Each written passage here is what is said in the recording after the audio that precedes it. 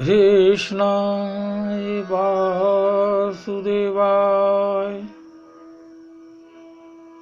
हरे परमात्मने प्रणतक्लेशनाशाय श्रीगोविन्दाय नमो नमः।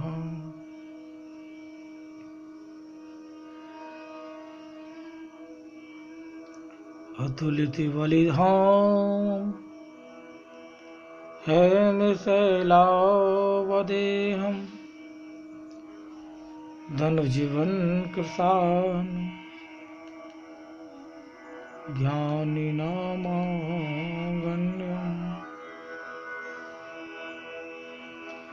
सकलगुणनिधानं वारिणानामधीशं रघुपति प्रियभक्तं वातजातं नमामि।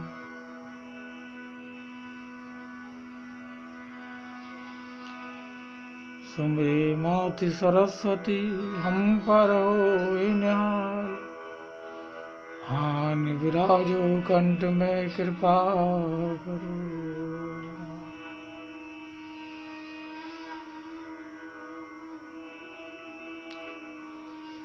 गुरु ब्रह्मा गुरु विष्णु गुरुदेव महेश्वरा गुरु साक्षात् ब्रह्म तस्मै श्री गुरुवे नमः।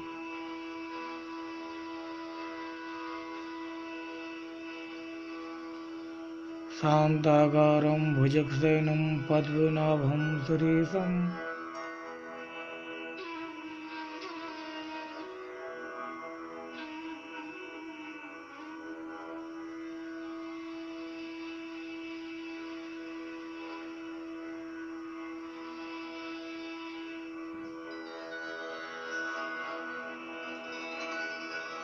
बोलिए गुरु जी महाराज की जय।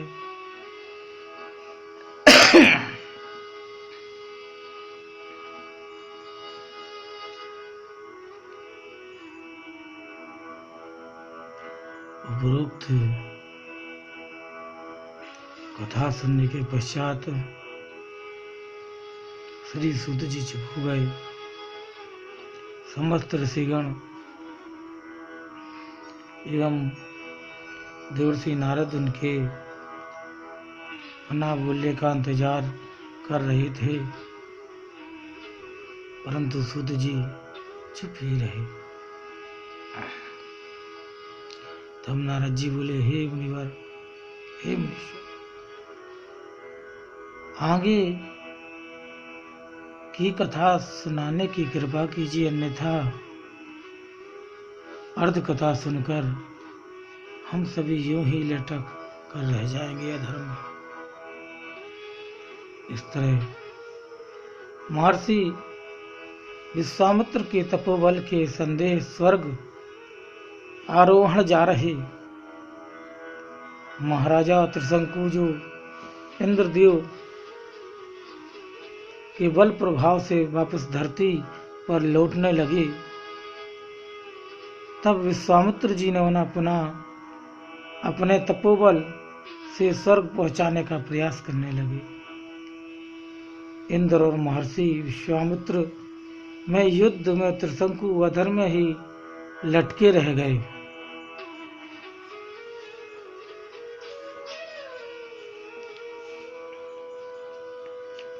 सूत जी बोले, मैं जानता हूं देवर्षि नारद कि आप बहुत ही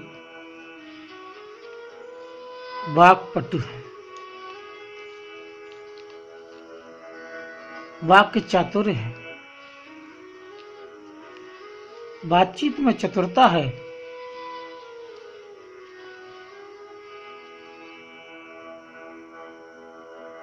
वाक्य चातुर्य कोई आपसे सीखे।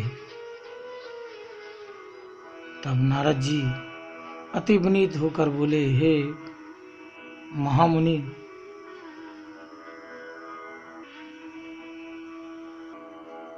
हम आपके सम्मुख कुछ भी नहीं है।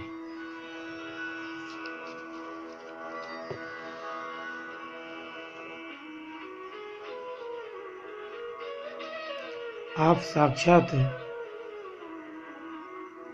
भगवत अमृत पिला रहे हैं। यह आपकी हम सब पर असीम अनुकंपा है। कृपा करके अपना प्रवचन जारी रखिए। तब सूत जी बोले, हे ऋषिगण, ब्राह्मण के वन प्रस्थान के पश्चात अधर्मी धुंधकारी अपनी माता को पीटते हुए बोला, मुझे गड़ा हुआ धन बता दे, अन्यथा मैं तेरे प्राण तक निकाल दूंगा।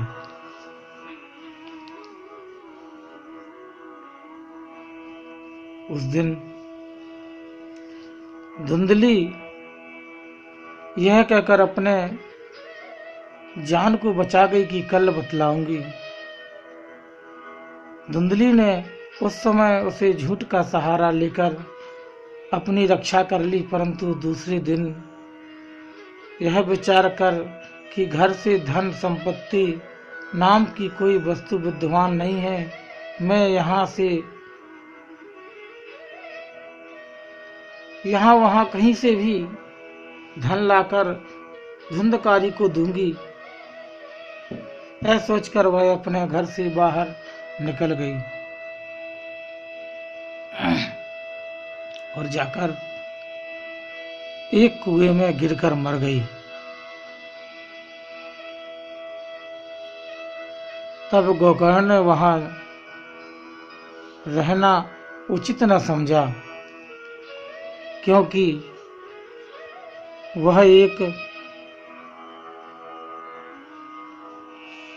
सात्विक विचारों वाला था। अतः तीर्थ यात्रा कर चले जाना उसने श्रेयस्कर समझा। गोकर्ण के चले जाने के पश्चात घर में अकेला धुंधकारी रहने लगा। अब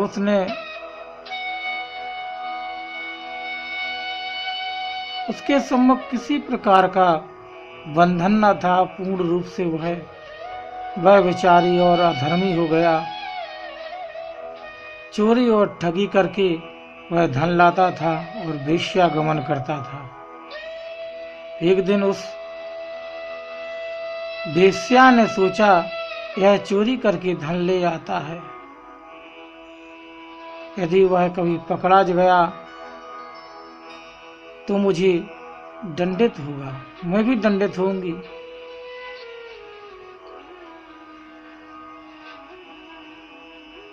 अतएव उसे मार डालना चाहिए। यह विचार कर जलती लकड़ियों से धुंधकारी को मार मार कर मार डाला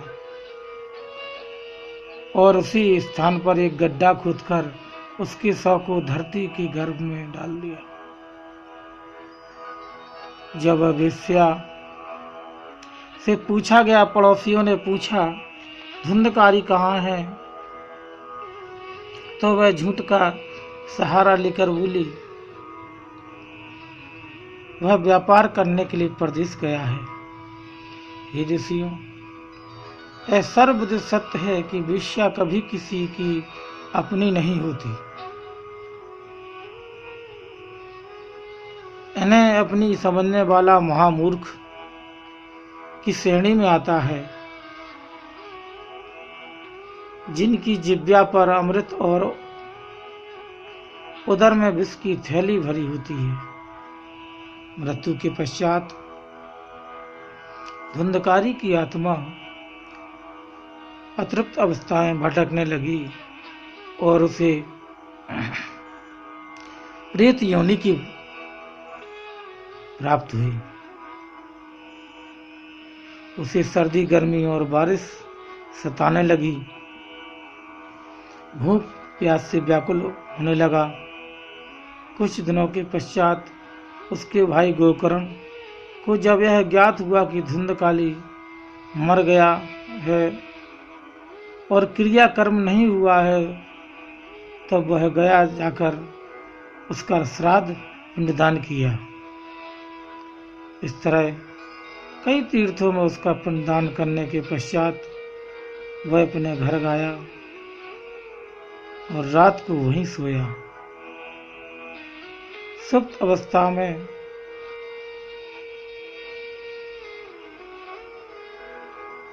कभी हाथी, कभी बैल, कभी मेढ़ा और कभी भैंसा के रूप में वह धुंधकारी देखा गया।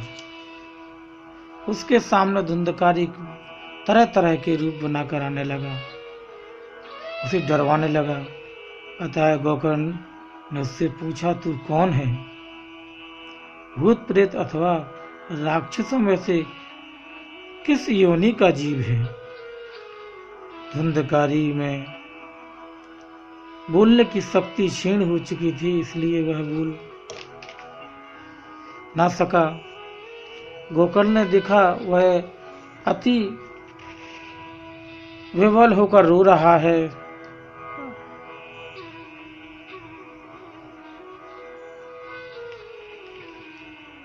तब उसने जल पात्र से जल लेकर मंत्र पढ़ते हुए धुंधकारी पर जल छिड़का, जिसके प्रभाव से वह बोल सकने योग्य हो सका। तब वह बोला, हे गोकर्ण, मैं तुम्हारा भाई धुंधकारी हूँ। वेश्या ने मुझे मार डाला, मुझे खाने पीने को कुछ नहीं मिलता। मैं अब तक वायु पीकर जीवित हूँ। हे भाई, तुम किसी प्रकार मेरा उद्धार करो।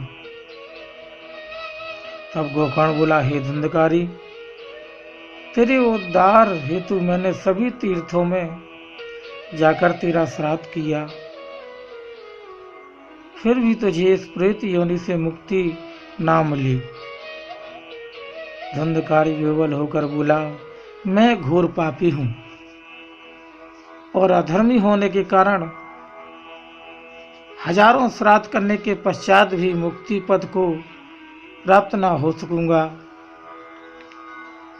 अब तुम ही कोई उचित उपाय करो जिससे मुझे इस अधम प्रेत योनि से मुक्ति मिले। यह कहकर धुंधकारी वहां से चला गया। जब नगर के लोग धुंधकारी से भेंट करने आए तो सबको यथा योग्य सम्मान देने के बाद उनसे पूछा, हे सज्जनों,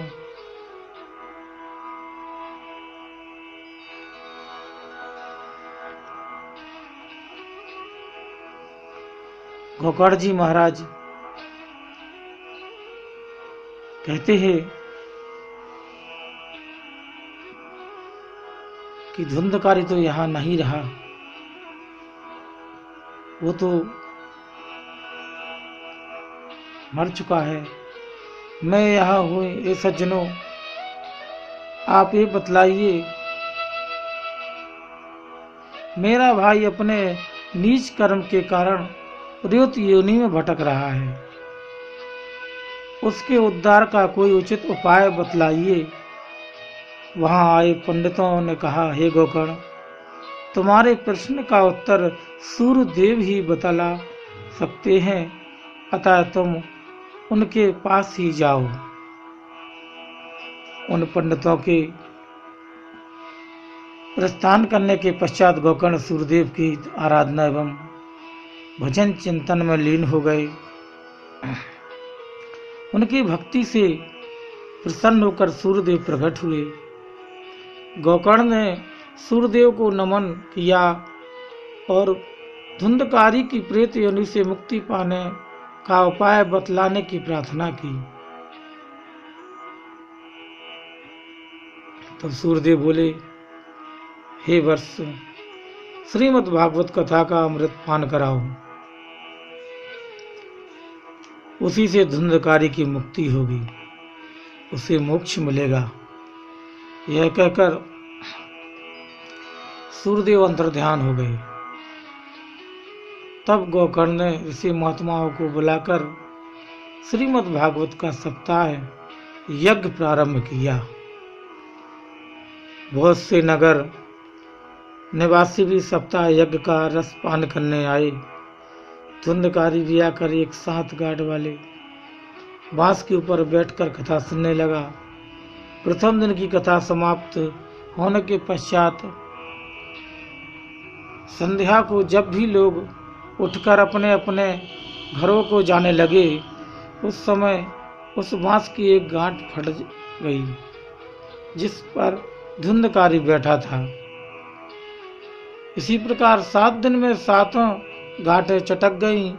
उस सप्ताह पारायण को सुनने के पश्चात महापापी धुंधकारी को दिव्य रूप प्राप्त हो गया।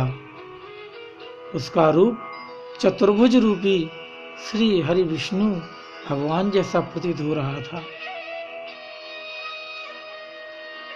पीताम्बरी पहने हुए वह गोकर्ण के पास आया और विनय पूर्वक बोला, हे भ्राता, आपने मुझ पापी का उद्धार किया है। श्रीमद् भागवत के अलावा अन्य किसी विधान से मेरी मुक्ति ना हो पाती। जो प्राणी इस कथा रूपी अमृत रस को पान करेंगे वह निश्चित रूप से भाव रूपी सागर से पार हो जाएंगे।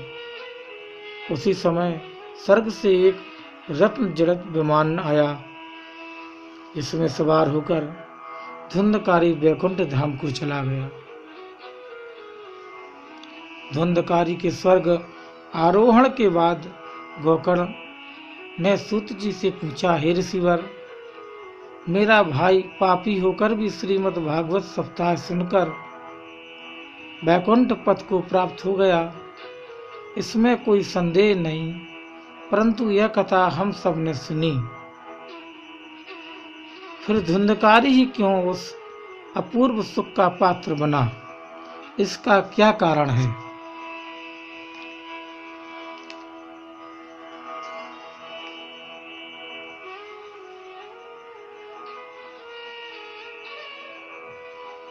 तब वेद वेदांगों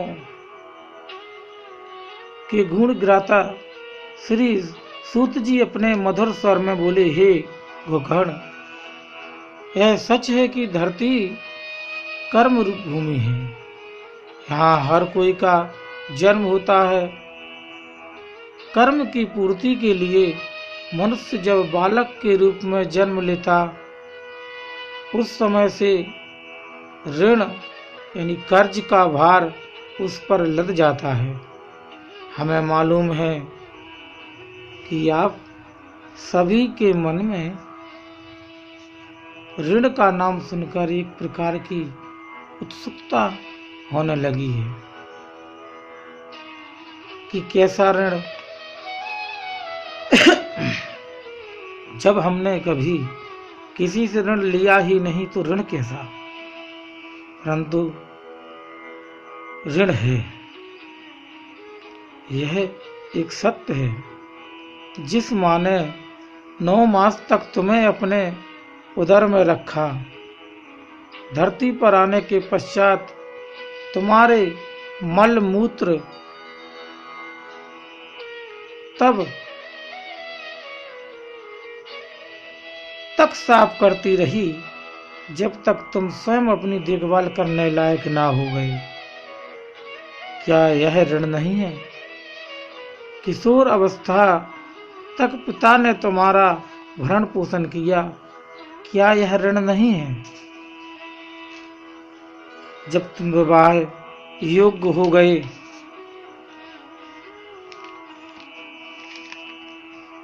तो माता पिता ने तुम्हारा विवाह एक कुलीन परिवार की कन्या से कराया। विवाह के पश्चात पत्नी का ऋण रूपी भार तुम पर आ गया। तदंतर पुत्र की प्राप्ति हुई, अर्थात कर्म रूपी ऋण चक्र में मानव रूपी जीव जूझते जूझते एक दिन काल कलंबित होकर मृत्यु को प्राप्त हो जाता है, परंतु भगवत भक्ति की तरफ ध्यान नहीं दे पाता। यही कलयुग की विशेषता है। जबकि यदि थोड़ा सा समय भी निकालकर सुदर्शनधारी त्रिलोक के तारणहार श्री कृष्ण जी की भक्ति में ध्यान लगावे तो निश्चित रूप से मनुष्य आने जाने के चक्र से मुक्त होकर गोलोक को चला जाए। परंतु थोड़ा सा भी समय निकाल पाना दुष्कर है, इसलिए कि 24 घंटे कलयुग सिर पर सवार रहता है। आप सभी लोग यही जानने को उत्सुक थे कि धुंधकारी को अकेले क्यों मुक्ति प्राप्त हुई। कथा सभी जन सुन रहे थे, तो गोकर्ण कथा सुनने की कई विधियां हैं। यहाँ बैठे सभी जनमानस कथा अवश्य सुन रहे थे, परंतु उनके मन में स्थिरता न थी। कोई सोच रहा था कितनी देर में अब तक मैं बहुत धन कमा चुका होता,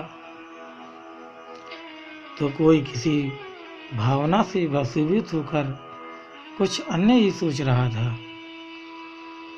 किसी को पुत्र मोह सता रहा था, किसी को अपना समय गंवाना व्यर्थ लग रहा था। इसलिए हे गोकर्ण, कथा सुनने का फल उसी को प्राप्त होता है।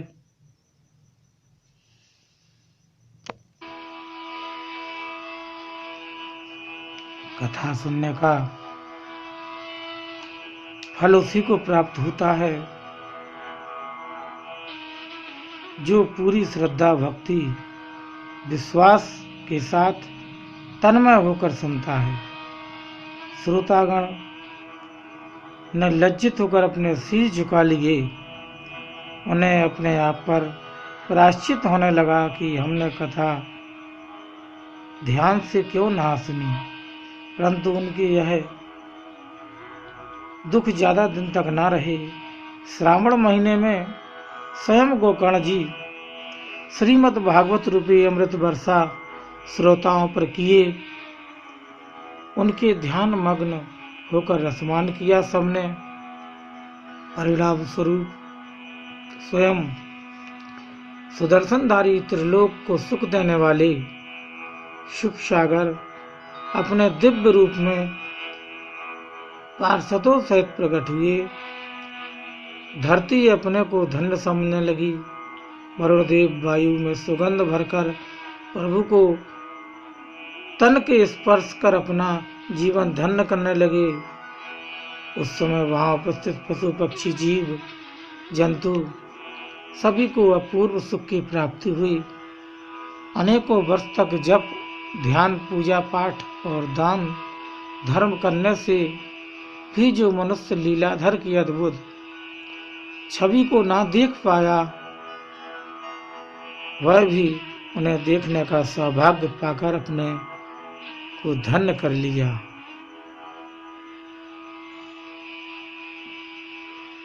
बोले बाल कृष्ण लाल की जय। श्रीमद् भागवत महापुराण की जय। श्री सुखदेव जी महाराज की जय। सुखदेव भगवान की जय। संत समाज की जय। व्यक्ति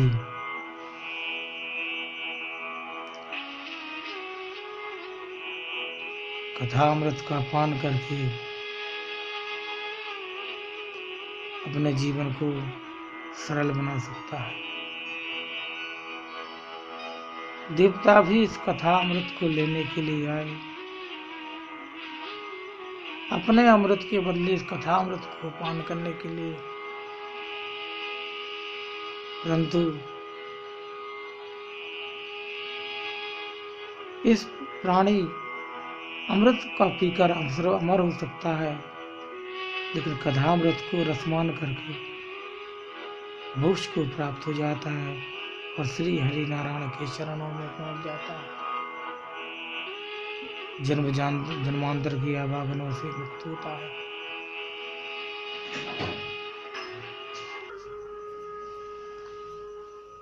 सभी के बीच में।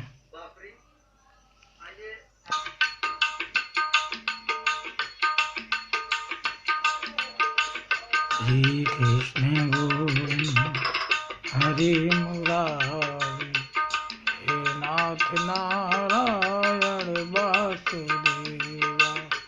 श्री कृष्ण गोविंद हरे मुरारी, हे नाथ नारायण वासुदेवा।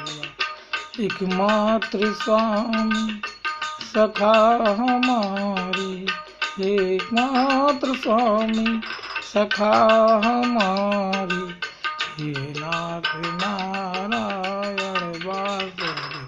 राधे राधे कृष्णा कृष्णा राधे राधे कृष्णा कृष्णा, राधे राधे कृष्णा कृष्णा राधे राधे कृष्णा कृष्णा कृष्णा हरे हरे। श्री कृष्ण गोविंद हरे मुरारी, हे नाथ नारायण वासुदेव। हरे राधे कृष्णा हरे राधे कृष्णा कृष्ण, हरे राधे कृष्णा कृष्ण हरे राधे कृष्णा कृष्ण, हरे राधे कृष्णा कृष्ण हरे राधे कृष्णा कृष्णा।